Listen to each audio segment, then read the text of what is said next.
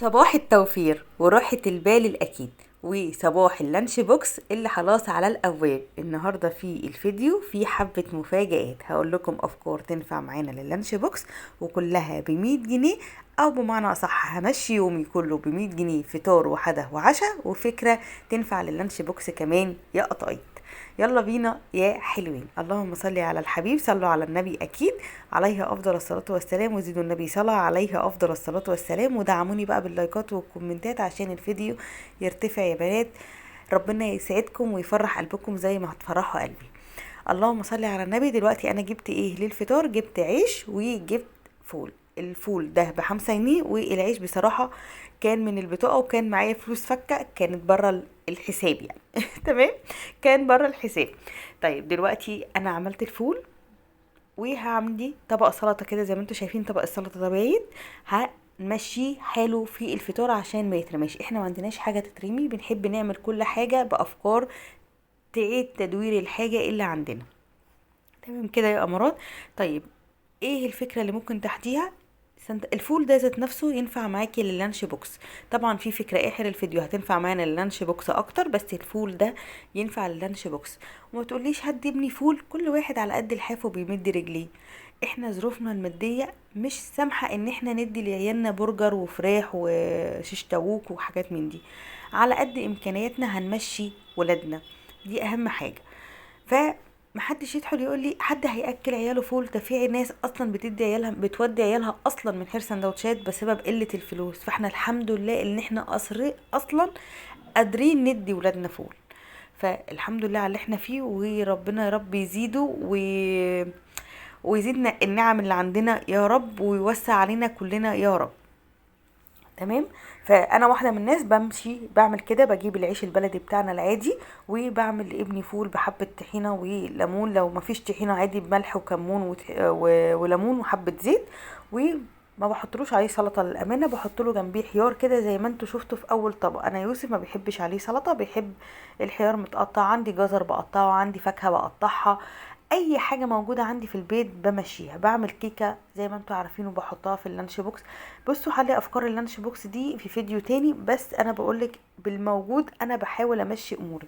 ودي اول فكره ممكن تنفع معاكي للفطار، وتنفع معاكي كمان لللانش بوكس. يعني انت ممكن تجيبي ب5 جنيه تفطري انتي، ولو انتي عندك ولد واحد تعملي له سندوتشات وتحطها له في اللانش بوكس ويتكل على الله يروح مدرسته.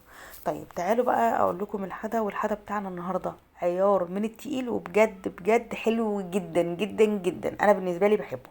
اول حاجه وهي الاجنحه، زي ما انتم شايفين كده بسم الله ما شاء الله.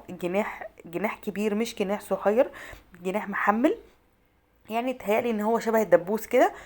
دي بكام؟ ب45 جنيه الأجنحة يا بنات. للناس اللي هتقولي ب70 و80، أنا عندي أقصى حاجة 45، يعني أعلى سعر في الأجنحة 45. في أعلى 55، بس بصراحة مش طول الوقت بتبقى موجودة، لكن هي الأعلى حاجة 45 عندي. وعلى فكرة عند كل بتوع الفراخ، أنا عندي في أسكوت كلهم بتوع الفراخ بيبيعوا الأجنحة ب45 جنيه.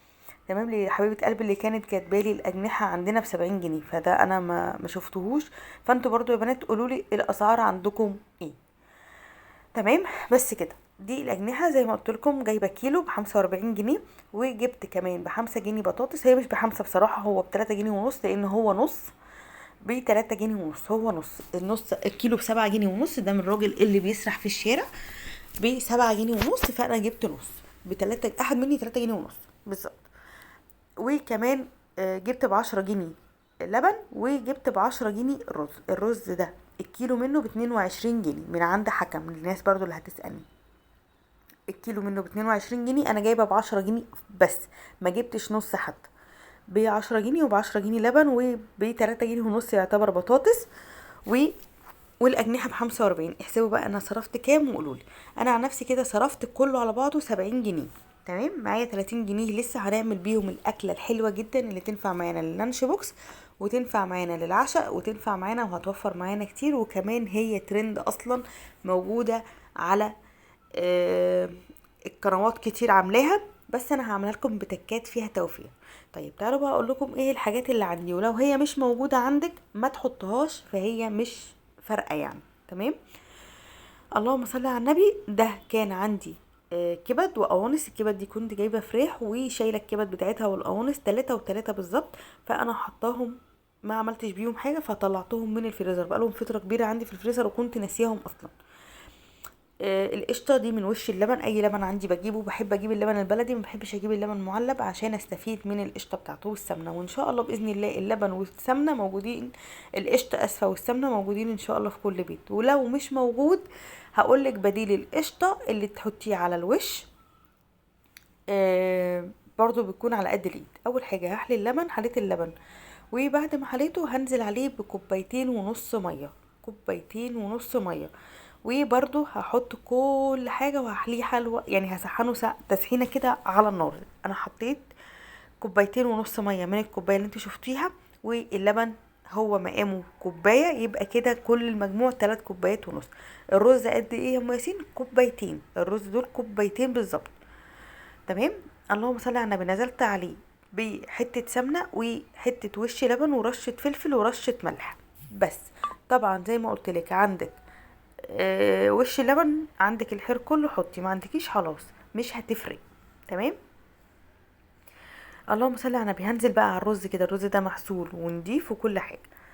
حطيت عليه حته معلقه سمنه، نص معلقه سمنه اسفه، وبرده ربع معلقه قشطه، يعني مش كتير، انا ما بكترش في الماده الدهنيه، بس بدي كل حاجه حقها في الماده الدهنيه عشان تديني طعم حلو جدا.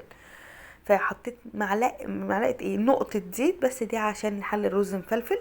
والملح والفلفل الاسود ده الاساسي طبعا، اعملي حسابك ان انت حاطه ملح وفلفل اسود في اللبن.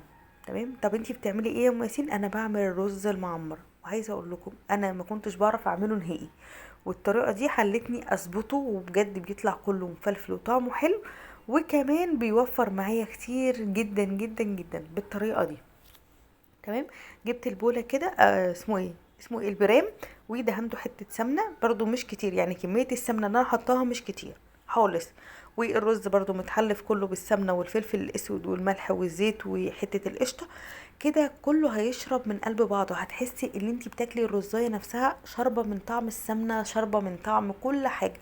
وفي تكايه كمان هقولها لك هنا في الرز المعمر، بجد بتنقل الرز المعمر في حته تانية خالص. بس حطينا كده طبقة رز، وهنزل بالكبد، ودي لو مش موجودة مش مهم، والله ما مهم. انا كمواسين مش كل مرة بعمل رز معمر بحط كبد، عندي كبد بحط، ما عنديش ما بحطش، فده مش فارق. تمام. حطيت كل كمية الكبدة. عملتيها ازاي؟ قطعت القوانص الاول لوحدها والكبدة لوحدها، ونزلت في الطاسة بحتة سمنة صغيرة، وشوحت القوانص كلها مرة واحدة، وبعد كده نزلت عليها بالكبدة، وبعد كده نزلت عليها بالبصل، دبلت كله في قلب بعضه بحبة ملح صغيرين ورشة فلفل، وخلاص على كده. لو حسيت القوانص جامدة شوية ممكن تحط لها شقشاق مية، بس انا طبعا عشان هي قعدت في التلج شوية فما قعدتش سوا بصراحة.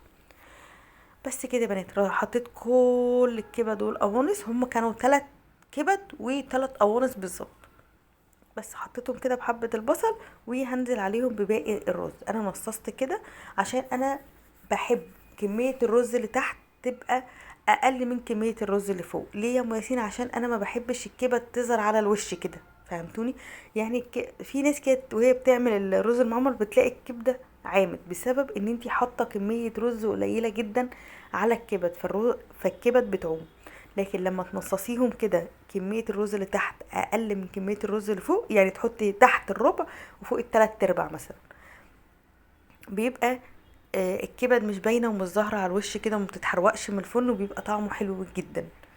بس هنزل كده طبعا هحط على معلقه عشان ما يعملش حفره في الرز، كل حاجه تلخبط على بعضها. وانتي بقى بتحطي اللبن وكده لازم بصي ترشقي كده في المعلقه عشان يتجول جوه اللبن. تمام. يعني اللبن بقى بالميه اللي انتي حطاها يتجول جوه الرز، يبقى ماشي يعني مش شارب لبن من فوق ومن تحت من تحت ما فيهوش حاجه. بس هسيبه كده زي ما انتوا شايفين، اللبن سخن، الميه اللي انا حطاها كله على بعضه سخن. تمام. انا هسيبه كده يشرب من قلب بعضه، انا مش هحطه كده على النار على طول، انا هسيبه يشرب من قلب بعضه مكتوم كده، وبعد كده هوريكم انا هعمل ايه.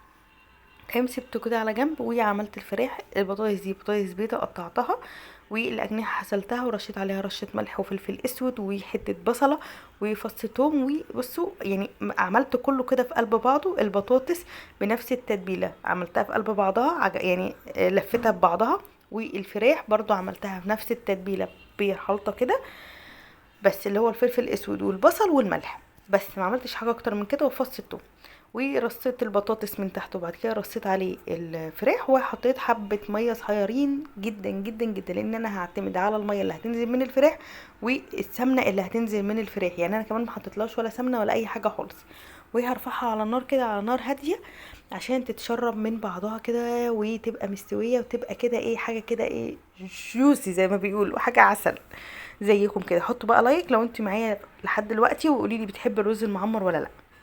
بعد بقى الرز المعمر ما كنت حطاه باللبن وكل حاجه واتشرب شويه، كنت انا سايبه حبه ميه باللبن اللي احنا كنا عاملينهم مع بعض، سايبه يجي ربع كوبايه كده احطها. وبعد ما شفت اللبن شرب وكل حاجه، حطيت حبه اللبن اللي فاضلين وهنزل عليهم بحته قشطه صغيره، يعني هي معلقه بس متقسمه.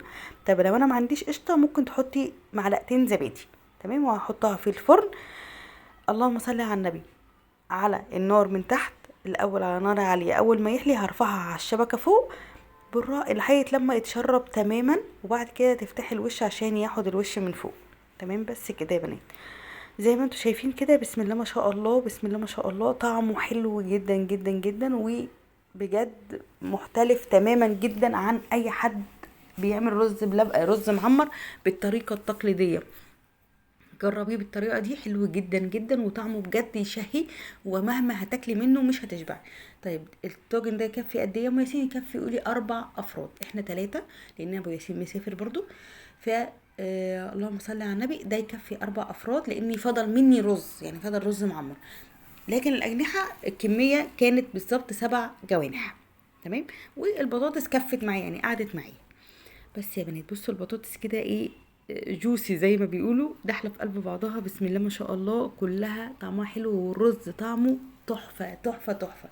والله يا بنات كان من فتره في حد اعرفه يعني كان شايفني تعبانه وعمل لي رز معمر للولاد، والولاد عشان متعودين على الطعم ده او متعودين على الطعم اللي انا بعمله، فلما اتعمل الرز المعمر العادي او اللي هم متعودين عليه الناس، قالوا لي يا ماما في حاجه في الرز ده مش مظبوطه، مش زي كل مره. ليه؟ قلت له حبيبي مش انا اللي عاملاه.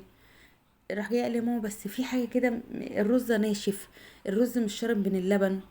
ده بقى لو عملتيه بالطريقه دي هتلاقي كل الرزايه شاربه من اللبن جدا، وطعم الكرمله اللي فوق دي بسبب الوش الكريمه والكلام ده كله حلو قوي قوي. وجربيه جربيه مش هتندمي. واللي بجرب حاجه من الحاجات اللي انا بعملها وعجبته يكتب لي في الكومنت، بالله عليكم اي حد جرب حاجه وعجبته يكتب لي في الكومنت، واللي ما جربش يقول لي هجرب يا ام ياسين كده، يعني شجعوني يا بنات، يعني الكومنتات بترفع من روحي المعنويه اكتر واكتر. هنا بقى كنت بدور استاذ ياسين فخليه يقول لكم هو بصوته.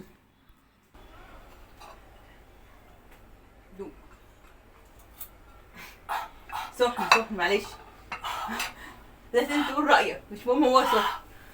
انا قلت لك سخن انت مش مصدق. بقى انت مش مصدق. ايه رايك؟ ايه رايك؟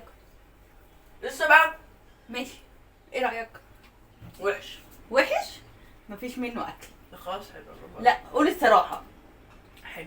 طيب في حد جارنا كان عامل لي، في حد يعني اعرفه كان عامل لنا الرز المعمر ده وبعته لي. قول لي بامانه بامانه انه احلى؟ لا الصراحه ده صح. حتى التاني قلت لك طعمه وحش. حط لايك. الست ساعدتنا وخلاص.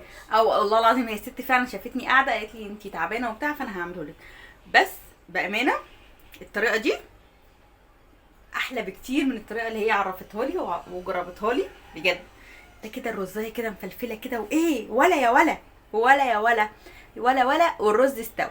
يلا بينا ناكل عشان انا ميته من جوه. يلا بينا ندخل على العشاء، او الفكره بتاعه اللانش بوكس اللي هتنفع معاكي جدا. طبعا انتوا عارفين اللي فضل معايا 30 جنيه، تعالوا اقول لكم انا جبت بيهم ايه. اللهم صل على النبي.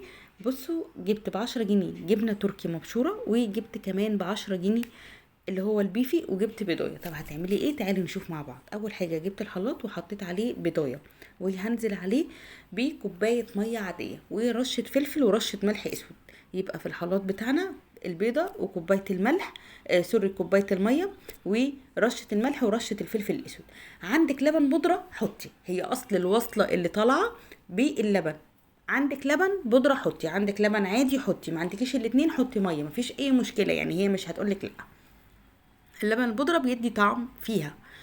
تمام. وهحط بقى كوبايه دقيق، وكمان ربع كوبايه زيت، ورشه بيكنج باودر صغيره جدا عشان ما تعليش، وهضربها في الخلاط. يبقى البيض على الميه على الزيت على الدقيق على الملح على الفلفل الاسود والبيكنج باودر، كله في قلب بعضه على الخلاط. مش هياخد منك وقت اصلا، ما بتاخدش بالظبط 5 دقايق، حتى ما تحطش 5 دقايق في الفرن. طبعا قطعت اللي عندي، الطماطم كانت عندي، الفلفل كان عندي، الزيتون كان عندي، دول كلهم كانوا موجودين قطعتهم. وقطعت البيفي اللي احنا جايبينه مع بعض، والجبنه التركي كده كده كده اصلا مبشوره. تمام. زي ما انتم شايفين السمك بتاعه كده قد ايه. السمك بتاعه ما يبقاش تقيل وما يبقاش خفيف، يبقى متوسط، نفس طريقه الكريب او نفس تقل الكريب. الناس اللي هتقولي ايه ده يا ام ياسين، هي بالظبط كده بيتزا الكريب اللي طالعه جديده على القنوات اللي هي الترند بتاعنا. بيتزا الكريب عملتها باقل الامكانيات، عملتها باقل الامكانيات. في حاجات كتير هم حطوها انا شلتها، وكمان طعمها بجد حلو جدا. يعني جربوها على ضمانتي، وجربوها عادي بالطريقه دي، مش هتفرق. عشان خاطر لو ما عجبتش حد يبقى هو ما تكلفش ياما. تمام. اي حاجه عندك ينفع تحطيها فيها. الفكره دي تنفع لللانش بوكس جدا جدا جدا، وانا ممكن اكيد مش ممكن اكيد هعتمدها الايام الجايه ليوسف في اللانش بوكس بتاعه. وفي فكره، في افكار جايه في الفيديوهات الجايه لللانش بوكس حلوه جدا وموفره واقتصاديه. وعلى فكره الفيديو ده لحبيبه قلبي اللي كانت طالبه مني ازاي امشي يومي ب 100 جنيه وعندها طفل في رابعه ابتدائي، ربنا يا رب يحميه وينجحهم كلهم ولادنا. فانا بقول لك ان انت ممكن من حاجات قليله في البيت، وبرده من نفس ال100 جنيه اللي عندك تعملي حاجه زي كده وتمشي فيها افكار معينه حلوه واقتصاديه كمان. هرص كل بقى اللي عندي كده، هترصي براحتك خالص. انا حطيت اللانشون، وحطيت البسترمال، الطماطم والفلفل، وحطيت الزيتون، وبعد كده حطيت البيفي. مش هقول لكم الحاجات المصنعه مش حلوه، لا مش حلوه اصلا انا عارفه، بس يعني حاجه ايه تقضي الحرج. يعني لو الواحد ميزانيته على قده فدي حاجه تقضي الحرج، مش اكتر ولا اقل. لكن انت لو عندك امكانيه تحطي حاجه كويسه، حطي. عندك لحمه مفرومه حطي، عندك فراخ حطي، اللي معاه امكانيه يعمل ده. تمام. بس هحطها بقى في الفرن على النار على الشبكه اللي في النص، على الفرن مسبق قبل كده في التسخين. بس يا بنات بصوا والله العظيم ما قعدتش 10 دقايق، ربع ساعه بالكتير. اول ما تحسي ان هي مسكت نفسها واتحمرت من تحت، ما تسيبهاش لما تتحرق، التحميره اللي هي الخفيفه دي، طلعيها تقطعيها كده وخلاص. على كده هي اما بيلفوها رول كده، احنا هنلفها مع بعض. لو انت حابه تلفيها رول وتحط لها بقى حله سنان الولد ياكلها في المدرسه شكل مختلف، لو انت حابه ده. لو مش حابه تقطعيها تقطيعه البيتزا العاديه وتحطيها برضو في اللانش بوكس. فيها بيض ففيها فايده للولاد، فيها طماطم، فيها زيتون، فيها فلفل، كل ده فايده. انت حتى لو عملتيها بخضار بس وعليه جبنه من فوق، كل ده فيه فايده للولاد. طبعا انا معرفتش الف دي عشان هي كانت سخنه، وبجد ولادي نسفوها لدرجه اللي قالوا لي يا ماما انتي ما عملتيش الا دي، ماما كنت زودتي. والله العظيم الكميه دي عملت لي صينيه اللي هي مقاس 30 مقاس 30. الصينيه دي 30 او 32 والله يا بنات، بس هي كانت عايزه صينيه اكبر من كده شويه. تمام. لان هي سمكها يعني هو مش رفيع ومش تخين، هو عامل شبه الكريب المليان شويه. اهم حاجه الصينيه ما تكونش بتلزق. اهم حاجه لو الصينيه بتلزق بتاعتك حطي رشه زيت وعفريها كده بالدقيق من تحت عشان ما تلزقش معاكي، عشان هي ممكن في مساله اللي هي تلزق. فانتي اعمليها في صينيه ما بتلزقش. ولو ما عندكيش حبه زيت وحبه دقيق، مش عايزه زيت ودقيق، ممكن تحطي ورق زبده، اللي متاح عندك اعملي. تمام. زي بقى ما انتوا شايفين كده انا قطعت حتتين ايه قال ايه يعني بدوق بس يعني عشان مبوظت الدنيا انا بدوق بس يا جماعه مش اكتر. طبعا هنا استاذ ياسين شفطها مني، ربنا يا رب بالهنا والشفا ويهنيه. ابتديت بقى ان انا اقطع كده. الكميه قعدت معايا لتاني يوم لاني انا ما اكلتش، ياسين ويوسف بس اللي اكلوا منها. فكان ممكن ان انا ازود الكميه شويه احطها للولاد في اللانش بوكس. ممكن الولاد عندي في المدارس بيناموا بدري، يعني بيناموا بعد الغداء بشويه، فما بيتعشوش اصلا، فممكن اعملها برضو بالليل واحطها للولاد تاني يوم في اللانش بوكس. والحمد لله إن السنه دي ربنا رحمني، واستاذ ياسين مش رايح المدرسه عشان هو تالتة اعدادي. ادعوا له يا بنات ان ربنا ينجحه ويقف معايا كده ويجيب لي مجموع حلو ينفع ادخله بيه حاجه كويسه ان شاء الله باذن الله. فيوسف بس اللي هيروح، هيبقى عندي واحد بس هو اللي بيروح المدرسة. فالحمد لله ربنا كريم وبيرزق بالقليل. ربنا يا رب يرزقنا بالكتير، ولا ايه؟ بيرزق بالكتير. ربنا يا رب يرزقنا ويوسع علينا كمان وكمان. متنسوش بقى اللايك والكومنتات يا بنات، وتقفوا كده جنبي عشان القناة ترتفع وتبقى في احسن حال. بحبكم كتير وسلام. يلا باي.